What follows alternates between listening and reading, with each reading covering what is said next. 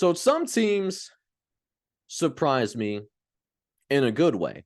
And Utah was certainly one of those teams, but there's other teams out there that just end up breaking your heart one way or the other. Sometimes here on this channel, we like to think about the little guys.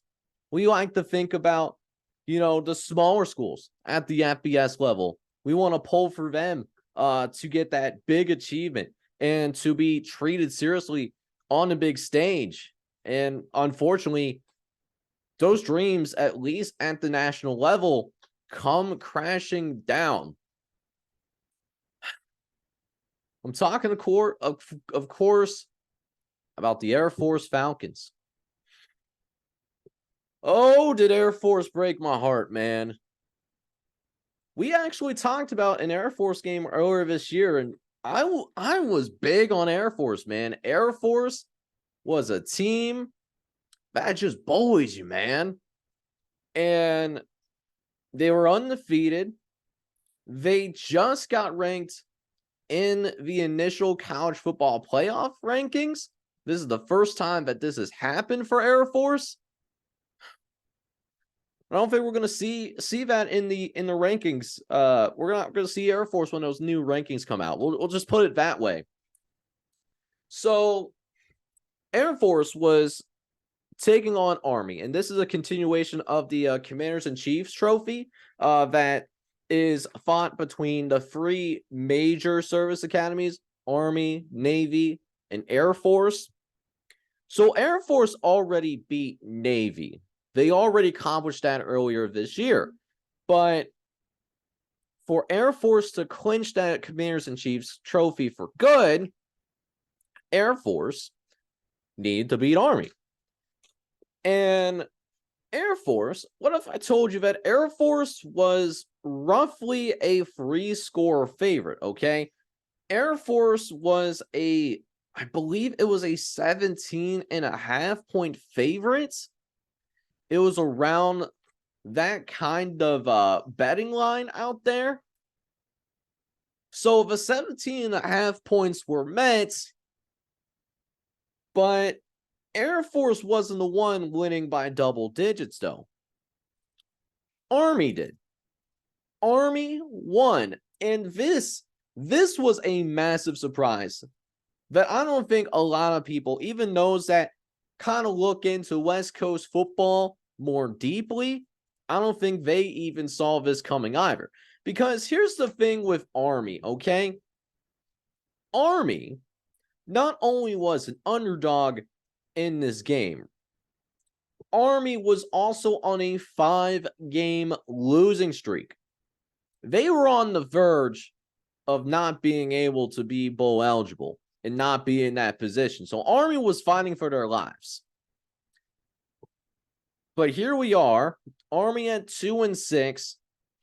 They end up winning 23-3. Now, we talk about the idea of, okay, rivalry games, even if two teams look lopsided, things could always get a little bit weird in terms of these rivalry games. However, this goes beyond being quote unquote weird. Now, this was a quote unquote neutral site game at Mile High in Denver, but Air Force is in the same state. So this is essentially a home game for Air Force, okay? So what happened here? How is it possible for a team that was actually an 18.5-point underdog? How do they end up winning by 20? How does it go 20 points the other way? We'll break it down like bit by bit because I'm looking at the stat lines. Now, Army had 213 yards on the ground, which sounds impressive. But when you think about military academies being able to run the ball 90% of the time is really not that impressive. Army only had 4.2 yards a carry. They actually had slightly more yards per carry than Air Force. Air Force was actually worse off running the ball. They had less than 4 yards a carry. The Air Force Academy, living up to its Air Force legacy, had more yards through the air than Army did. Army did more of its damage on the ground. They are our ground troops as well. So that's not it. That's not what led to this huge upset for the Army Black Knights. Shoot, even looking at the penalties. The penalties. Army had 11 penalties in this game. That equated to 119 penalty yards. That's twice as much penalty yards as the other team. So what happened here? What happened here? Miscues of a different kind, ladies and gentlemen. Air Force turned the ball over 6 times in this game. Air Force had 4 fumbles. They threw multiple interceptions. And that doesn't even talk to the unwritten turnovers, the turnovers that don't count. They also missed a 32-yard field goal. They turned the ball over on downs twice. So technically, if you count those in, Air Force actually had 9 turnovers.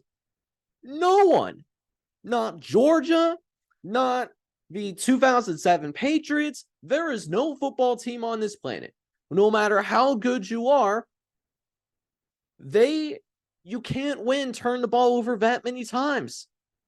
It's brutal, and it can't happen. It simply can't happen. And listen, shout out to Army. Tip of the cap to the Army Black Knights, right? I'm not trying to take anything from Army. This is a big win for them in a rivalry game, underdog in a rivalry game. They also get a little bit of momentum as this is their now last year in the independent ranks. They're going to be part of the American Conference, which makes so much sense, by the way. Having a military academy, an American team, and in the American Conference, that just makes so much sense from a branding standpoint. I'm sure Army is not that caring about its branding for a football program, but it's a nice move. Army didn't win this game. Air Force lost this game. That's truly what happened here today, is that the Air Force was not able to be disciplined.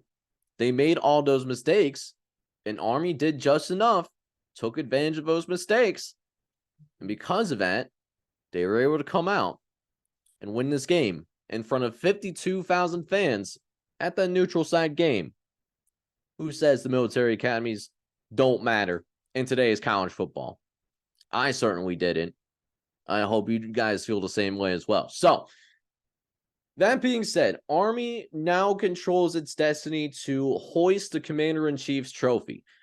We'll see Army eventually play the Navy in that Army versus Navy game, one of the oldest rivalries in college football. But first, we'll see Army. They'll host Holy Cross. Holy Cross, even though they are an FCS squad, not to be taken lightly, because we did see Holy Cross push Boston College to the brink, and Boston College is now bowl eligible, I think. So Holy Cross is a good team, even though they're an FCS squad. So hopefully Army doesn't have that kind of letdown type of game. And as for Air Force still owns the all-time series. There's going to be up 38-19 on Army. But the longest winning streak in Air Force Academy history for its football program of 13 straight wins, well, that is going to come to an end for last weekend. It does match a school mark that was set in the mid-1980s, but that winning streak will come to an end. And also, that highest ranking in 2 decades that Air Force has, well, they're not going to be able to build off of that. They're going to there will be out college football playoff poll for sure. they'll most likely be out of the AP as well. So they will be an unranked team after the new college football rankings come out. But they will go back into Mountain West action. And while this loss does put Air Force probably out of the running to go to a New Year's Six Bowl, or at least it would need a lot of chaos to happen in order for Air Force to get to a New Year's Six Bowl at least, they still hold their own destiny to get to the Mountain West Conference Championship. So most of the goals that Air Force had that maybe that coaching staff reasonably put together at the start of the year, I don't know if the New Year's Six Bowl was one of those possibilities. They still hold that in their hands. They're still at the top of the Mountain West. They can still control their own destiny in that regard, and they'll take on Hawaii, and then they'll have UNLV. They also have Boise State on the road as well. If Air Force can win 2 of those 3 games, particularly as beat UNLV, then Air Force will be in that Mountain West Championship game. They might also be hosting as well, since I believe the Mountain West, they do it based off of who has the best conference record. That's who actually gets to host. So really disappointed for Air Force. I was really pulling for them to somehow get that triple option into like a New Year's Six Bowl. But I don't think it's going to happen this year. And that's tough to see, but congrats to Army. You kept your bowl hopes alive. You still got 3 more games that you got to go out and win. Best of luck in those endeavors.